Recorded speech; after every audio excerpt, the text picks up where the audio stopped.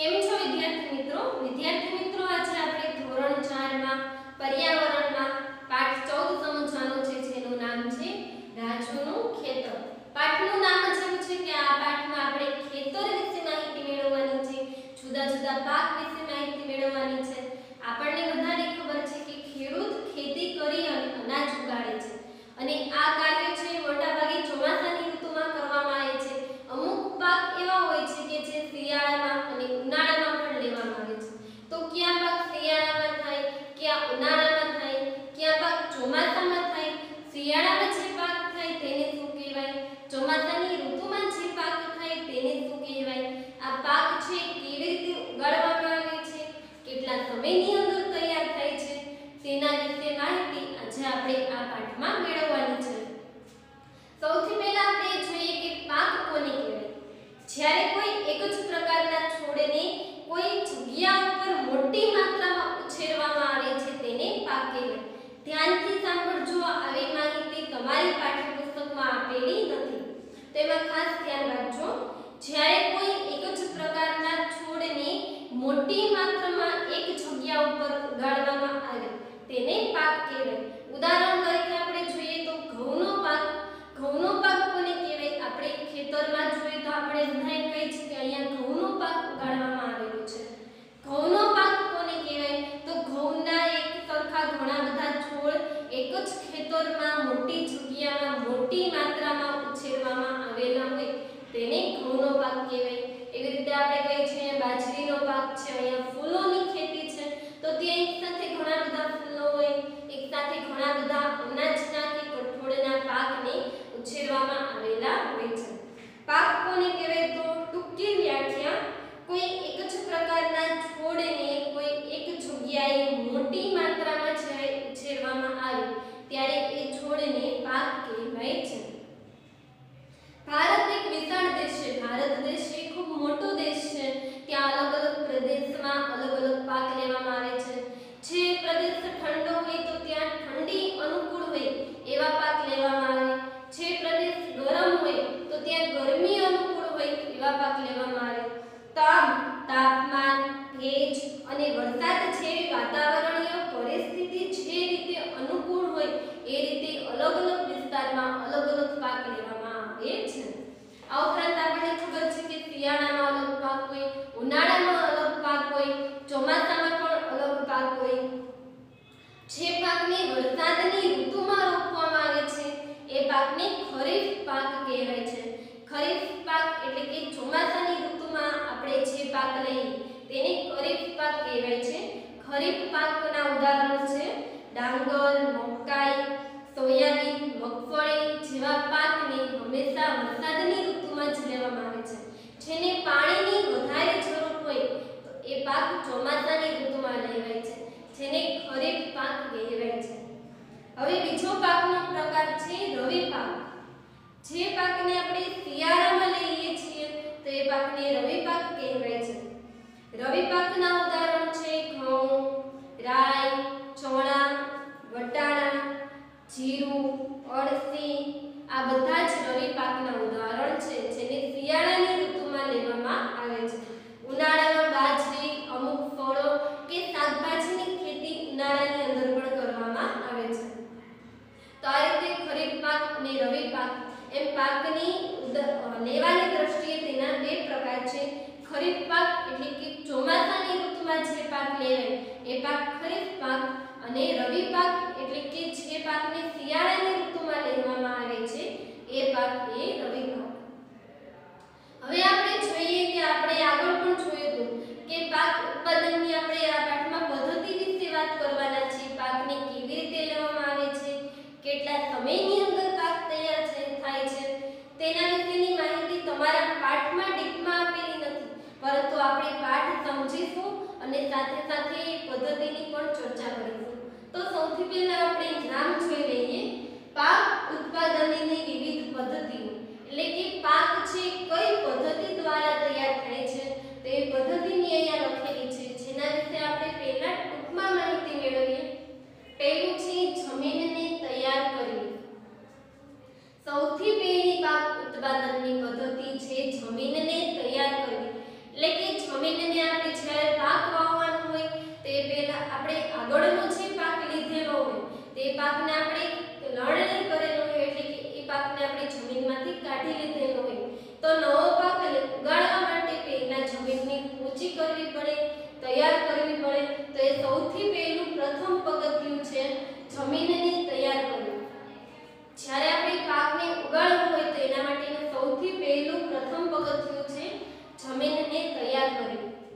ત્યાર પછી બીજું છે રોપણી. યોગ્ય રીતે જમીન તૈયાર થઈ જાય ત્યાર પછી રોપણી એટલે કે એ જમીનની અંદર બીજ વાવવામાં આવે છે જેને કહેવાય છે રોપણી. ત્યાર પછી ત્રીજું છે કુદરતી અને કૃત્રિમ ખાતર આપવું. અત્યારે જે આપણે બીજ વાવે છે તો એ બીજ છે ખાતર આપ્યા વગર તૈયાર થતા નથી. તેના માટે કુદરતી અથવા કૃત્રિમ ખાતર આપી અને પાકને તૈયાર કરવામાં આવે છે. તો બીજ વાવ્યા પછીનું પગથિયું છે ખાતર આપવું, કુદરતી અથવા કૃત્રિમ ખાતર આપવું. ચોથું પગથિયું છે સિંચાઈ. ચોથું કયું પગથિયું છે સિંચાઈ. સિંચાઈ એટલે કે પાણી આપવું. પાક છે પાણી વગર તૈયાર થાય નહીં. તો આપણે ખાતર આપ્યા પછીનું મહત્વનું કામ હોય છે પાકને પાણી આપવું અને સમયાંતરે અઠવાડિયે પાકને પાણી આપવું પડે છે ત્યારે જ પાક તૈયાર થાય. જો આપણે ગામડામાં રહેતા હોય તો ઘણા કહેતા હોય કે એક પિત્તની અછત રહી ગઈ એટલે પાક છે સરખો ઉગ્યો નહીં અથવા ઘઉંના દાણા છે નાના હોય, બાજરાના દાણા નાના હોય તો જો પાકને પૂરતું પાણી મળેલું હોય તો જ ઘઉં, બાજરી, મકાઈ કે મગફળી જેવા પાક તૈયાર થાય. તો એના માટે અઠવાડિયાનો ચોક્કસ સમય હોય કે અઠવાડિયે આપણે એને 4 કે 5 વખત પાણી પાવું પડતું હોય. ત્યાર પછી છે નીંદણથી રક્ષણ. પાકની આજુબાજુ જે ઘાસ ઉગી જાય તો એ વધારાનું ઘાસ છે એને પણ આપણે અલગ કરવું પડે. નહીતર પાકની સાથે પાક નાનો રહી અને ઘાસ મોટું થઈ જાય તો આપણો પાક છે વ્યવસ્થિત ઉગે નહીં. તો પાકને આપણે નીંદણથી રક્ષણ પણ કરવું પડે. ત્યાર પછી છે લણણી. જ્યારે આપણો પાક છે સંપૂર્ણ તૈયાર થઈ જાય ત્યાર પછી આપણે પાકને જમીનમાંથી કાપવાનો હોય તેને કહેવાય છે લણણી. અને ત્યાર પછી છેલ્લું પગથિયું છે સંગ્રહ. એટલે કે પાક તૈયાર થઈ જાય, ઘરે આવી જાય ત્યાર પછી પાકને આપણે કોથળાની અંદર સંગ્રહ કરી અને તેને આપણે યાર્ડ સુધી પહોંચાડવાનો હોય. તો આ છેલ્લું પગથિયું છે જ્યારે સંગ્રહ થઈ જાય અને યાર્ડ સુધી પહોંચાડવામાં આવે છે ત્યાર પછી આપણને પાકની પૂરતી કિંમત મળતી હોય. તો આ 7 મહત્વના મુદ્દા છે જેના દ્વારા પાક તૈયાર થઈ જાય છે અને તેને આપણે તૈયાર કરી કાપી અને યાર્ડ સુધી આપણે પહોંચાડીએ છીએ જેના દ્વારા આપણને પાકની પૂરતી કિંમત મળે છે. પાક ઉછેરવા માટે ખેડૂતની અનેક પ્રવૃત્તિ કરવી પડે છે જે પ્રવૃત્તિ અત્યારે આપણે જોઈ. સમયાંતરે ખેડૂતની અમુક પ્રવૃત્તિ કરવી પડે છે. તમે જોશો આ પ્રવૃત્તિ છે એવી જ હોય કે જે માળી છે બગીચામાં છોડ ઉગાડતો હોય તો માળી અથવા તમે પણ ક્યારેક વનસ્પતિને ઘરમાં ઉગાડતા હોય તો આવી પ્રવૃત્તિ કરતા હોય તો આ પ્રવૃત્તિને શું કહેવાય? ખેત ઉત્પાદનની પદ્ધતિઓ અથવા ખેત પ્રવૃત્તિઓ જેને પાક ઉત્પાદનની પદ્ધતિ પણ કહેવાય છે.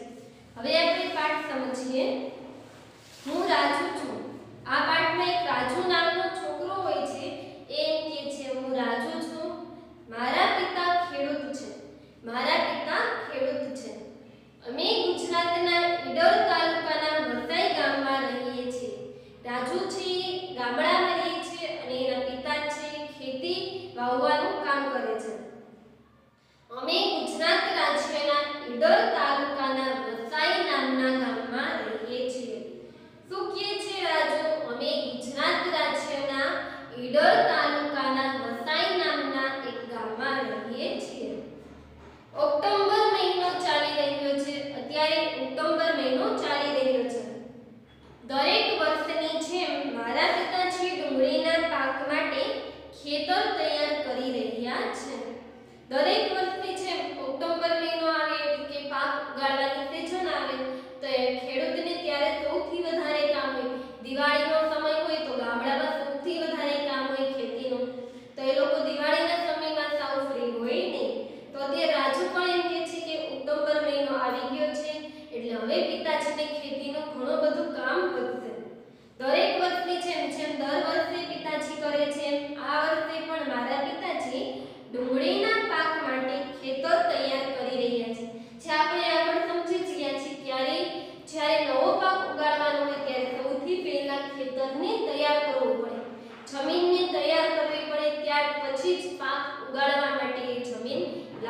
કહેવાય.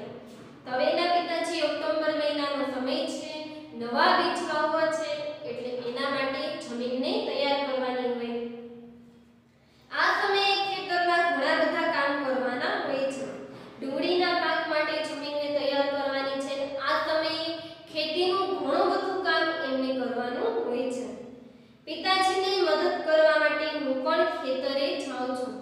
રાજુ એમ કે છે સાવ નાનો છે તો પણ એમ કે છે કે હું પિતાજીની જેટલી પણ મદદ કરી શકું તો મદદ કરવા માટે હું પણ થોડો સમય ખેતરે પિતા સાથે જાઉં છું. છેલ્લા થોડા દિવસોથી પિતાજી કોદાળી વડે જમીનને ખોદી રહ્યા છે. છેલ્લા થોડાક દિવસોથી, આ પહેલાના સમયની વાત છે જ્યારે કોદાળી વડે આખા ખેતરને ખેડવામાં આવતું. ખેતરની જમીન કેટલી હોય, એકર ઉપર હોય, ઘણી બધી મોટી જમીન હોય. તો પહેલાના સમયમાં જમીનને જ્યારે તૈયાર કરવાની હોય, એટલે કે જમીનને ખોદી અને પોચી કરવાની હોય, તો પહેલા આ કામ હાથેથી કોદાળી વડે કરવામાં આવતું. અત્યારે તો એ કામ ટ્રેક્ટર દ્વારા થાય છે, દાંતી દ્વારા થાય છે, જેનાથી ઝડપથી ખેતરને પોચું કરી શકાય છે. પહેલા જમીનને નરમ અને પોચી કરવા માટે લોકો હાથેથી કોદાળી વડે ખોદતા. તેના માટે ઘણો બધો સમય જોતો. તો આ રીતે રાજુ પણ એમ કહે છે કે મારા પિતાજી આ કામ કરવા માટે ઘણા દિવસથી ખેતરે જાય છે અને પિતાજીની મદદ કરવા માટે હું પણ તેમની સાથે જાઉં છું. છેલ્લા થોડાક દિવસોથી પિતાજી કોદાળી વડે જમીનને ખોદી રહ્યા છે, જેથી ખેતર નરમ અને પોચું બને છે. આ પ્રશ્ન તમને પૂછાય કે સૌથી પહેલું જે સોપાન છે જમીનને તૈયાર કરવી, તે કેવી રીતે કરવામાં આવે છે? તે કોદાળી વડે ખોદીને તૈયાર કરવામાં આવે છે, જેનાથી ખેતર નરમ અને પોચું બને છે. રાજુલા વિસ્તારમાં જમીનને નરમ અને પોચી બનાવવા માટે કોદાળી નામના સાધનનો ઉપયોગ કરવામાં આવે છે, જેના દ્વારા એ લોકો ખેતરને ખેડે છે. હવે બીજું પગથિયું છે બીજની વાવણી. જે આપણે આગળ જોઈએ કે આ રીતે જમીનને તૈયાર થઈ જાય ત્યાર પછી આપણે બીજને વાવવાના હોય છે. આ વર્ષે પણ મારા પિતાજી ખેતરમાં ડુંગળીના બીજ વાવશે.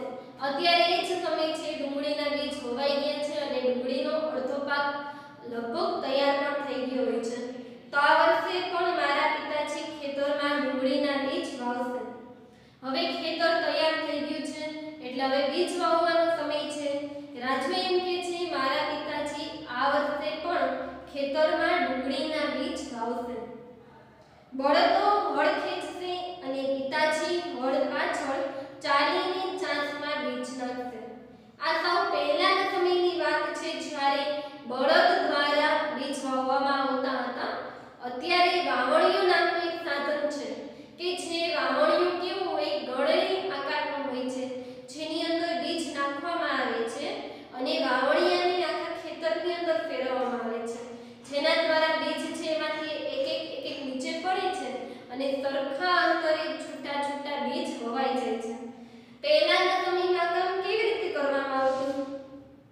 બળદો હોળ ખેંચતા હોય અને પિતાજી છે એની પાછળ હાલીને ચાલતા હોય અને ત્યારે ચાંચમાં છે પિતાજી બીજ નાખતા જાય અને આ રીતે અલગ અલગ જગ્યાએ બીજ રોપવામાં આવે. મારે પણ પિતાજીની જેમ કામ કરવું છે. રાજુ એમ કહે છે કે મને પણ પિતાજીની જેમ કામ કરવાની ખૂબ જ ઈચ્છા છે. મારે પણ પિતાજીની જેમ કામ કરવું છે. બીજ સરખા ન ઉગે તો પાક સરખો ન થાય, તેના માટે બીજ સરખા અંતરે ચોક્કસ અંતરે પડે એ ખૂબ જ અગત્યનું હોય છે. પરંતુ પિતાજી શું કહે છે કે ચોક્કસ અંતરે પૂરતા પ્રમાણમાં બીજ નાખવા ખૂબ જ જરૂરી છે. આ કામ સરળ નથી. પહેલાના સમયમાં તો હાથેથી એ લોકોને બીજ નાખવાના હતા. અત્યારે વાવણીયા દ્વારા ઝડપથી બીજ નખાઈ જાય છે. પરંતુ પિતાજી એમ કહે છે કે ચોક્કસ અંતરે પૂરતા પ્રમાણમાં બીજ નાખવા એ ખૂબ જ અઘરું છે. એ કામ કંઈ સહેલું નથી. એના માટે ખૂબ જ મહેનત કરવી પડે. હું એક જગ્યાએ ઘણા બધા બીજ નાખી દઈશ. એમ કહે છે કે તું જો આ કામ કરતો તું એક જગ્યાએ ઘણા બધા બીજ નાખી દે એટલે હું મોટો થાઉં ત્યાં સુધી મારે રાહ જોવી પડે. રાજુના પિતા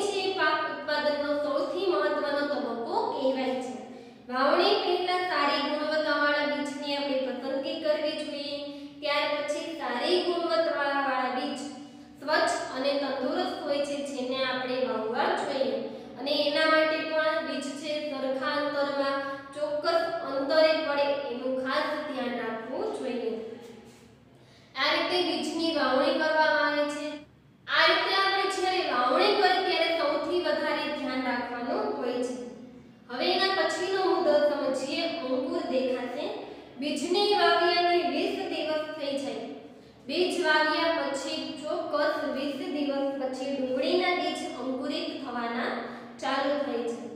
20 દિવસ થઈ જાય એટલે આખા ખેતરમાં અમુક બીજ છે આપણને અંકુરિત થયેલા જોવા મળે છે। જ્યારે અમુક બીજ છે થોડાક દિવસ પછી કે 2-3 દિવસનો ફેરીએ તો 2-3 દિવસની અંદર લગભગ 20 થી 25 દિવસની અંદર બધા જ બીજ અંકુરિત થઈ જાય છે। ડુંગળીના છોડની સાથે નીંદણ એટલે કે ઘાસ, ડુંગળીના છોડની સાથે જે વધારાનું નીંદણ એટલે કે જે વધારાનું ઘાસ ઉગેલું હોય તે પણ આપણે દૂર કરવું પડે। ડુંગળીના છોડની સાથે સાથે નીંદણ પણ ઉગ્યું છે। નીંદણ ખેતરમાં અને બગીચામાં વાવ્યા વગર ઉગી નીકળે છે એવો એક છોડ છે। નીંદણ એટલે શું તમને પૂછાય તો એ વાવ્યા વગર બગીચામાં કે ખેતરમાં ઉગી નીકળેલો એવો છોડ છે, જે ઘાસ છે એને આપણે નીંદણ કહીએ છીએ। ખેતીના પાકમાં નીંદણ દૂર કરવામાં ન આવે તો પાક સારો થાય નહીં, જેની ચર્ચા આપણે આગળ જ કરી કે નીંદણ દૂર કરવું છે એ ખૂબ અગત્યનું છે। જો આપણે તેની નીંદણ દૂર ન કરીએ અને એમનેમ જ ખાતર અને પાણી આપ્યા રાખીએ તો નીંદણ છે ખાતર અને પાણી વગર પણ એમનું ઉગી નીકળતું હોય। જો ખાતર અને પાણી આપીએ તો શું થાય તો એ ઘાસ તો ખૂબ મોટું થવા લાગે અને આપણો પાક છે બરાબર ઉગે નહીં। મમ્મી, કાકા અને હું પિતાજીની આ માટે મદદ કરીએ છીએ। હવે નીંદણ દૂર કરવું, ખાતર આપવું, પાણી આપવું તેના માટે એના પિતાજીને એના ઘરમાં કાકા અને એના મમ્મી પણ મદદ કરે છે। તો રાજુ, રાજુના પિતાજી, રાજુના કાકા અને રાજુના મમ્મી આ બધા સાથે મળી અને ઘરે કામ કરે છે। પહેલાના સમયમાં ગામડામાં છે ખેતી કરતા ત્યારે ઘરના બધા જ લોકો સવારથી સાંજ સુધી ખેતીનું કામ કરતા અને ઘરે જ ખેતી કરતા, પરંતુ અત્યારે ઘરે ઓછા ખેતી કરે છે। મોટા ભાગના ખેતર છે ખેતી કરવા માટે મજૂરને આપી દેવાય છે। પહેલાના સમયમાં ગામડામાં લોકો જાતે જ ખેતી કરતા હતા। તો એ રાજુના ઘરમાં ભણ્યું છે। રાજુના ઘરના બધા જ સભ્યો મહેનત કરી અને જાતે ખેતી કરે છે। ડુંગળીના પાકને જોઈને મને આનંદ થાય છે। રાજુ એમ કહે છે કે ડુંગળીનો પાક હવે મહિના જેવો સમય થઈ ગયો છે એટલે ખૂબ જ સરસ થઈ ગયો છે, આટલો પાક ઉગી ગયો છે। ડુંગળીના પાકને જોઈને મને ખૂબ જ આનંદ થાય છે। તે મારા ઘૂંટણ જેટલા ઊંચા હવે થઈ ગયા છે। રાજુ નાનો છે તો રાજુ ખેતરમાં ચાલે છે તો એના ઘૂંટણ સુધીનો પાક થઈ ગયો છે। પાંદડા પીળા થઈ ગયા છે અને સૂકા પણ થઈ ગયા છે। પાંદડા છે પીળા પણ થઈ ગયા છે અને હવે સૂકા થઈ ગયા છે। અને વચ્ચેની જે પદ્ધતિ છે તમને આપેલી નથી પાઠમાં, પરંતુ બીજ વાવવા પછી આપણે તેને ખાતર આપવાનું, સમયાંતરે પાણી આપવાનું અને પાકની નીંદણથી રક્ષણ કરવાનું। ત્યાર પછી જે પગથિયું છે એ લણણી એટલે કે પાક લગભગ 2 મહિનાની અંદર તૈયાર થઈ જાય છે। ત્યાર પછી પાકને જમીનથી કાપવામાં આવે છે, જેને લણણી કહેવાય છે। હવે પાક છે મારા ઘૂંટણ સુધીનો થઈ ગયો છે। રાજુ એમ કહે છે કે પાક હવે ખૂબ સારો થઈ ગયો છે, મોટો થઈ ગયો છે અને ખૂબ જ સરસ થઈ ગયો છે। પાંદડા પણ પીળા થઈ ગયા છે, પાકના પર્ણો છે પણ પીળા થઈ ગયા છે। જ્યારે આપણે ડુંગળી વાવીએ ત્યારે લીલીછમ હોય, ત્યાર પછી ડુંગળી છે પરિપક્વ થઈ જાય એટલે ડુંગળીના પાંદડા છે એ પીળા થઈ જાય। તો અહીંયા પણ એવું જોવા મળે છે પાંદડા પીળા થઈ ગયા છે એટલે હવે લગભગ પાક તૈયાર થઈ ગયો છે। પાંદડા પીળા અને સૂકા થઈ ગયા છે એનો મતલબ એટલે કે અર્થ એવો થાય કે ડુંગળીનો પાક હવે તૈયાર થઈ ગયો છે, તેને લણવો પડશે। પાકને દાંતરડાની મદદથી આપણે કાપીએ એને કહેવાય છે લણણી। હવે પાક છે તૈયાર થઈ ગયો છે એટલે આપણે તેને જમીનમાંથી કાપવો પડે। આ કામ દાંતરડાની મદદથી થાય છે। તો અત્યાર સુધી આપણે જોયું કે પાકને કેવી રીતે વવાય છે, જમીનને તૈયાર કરી તેમાં બીજ વાવવાના હોય છે। બીજ વાવવા એટલે કે વાવણી, રોપણી છે ખૂબ મહત્વનું પગથિયું છે। જો બીજ સરખા વાવેલા હશે તો પાક સારો થાય છે। જો બીજ એકસાથે નજીક કે બહુ છૂટા હોય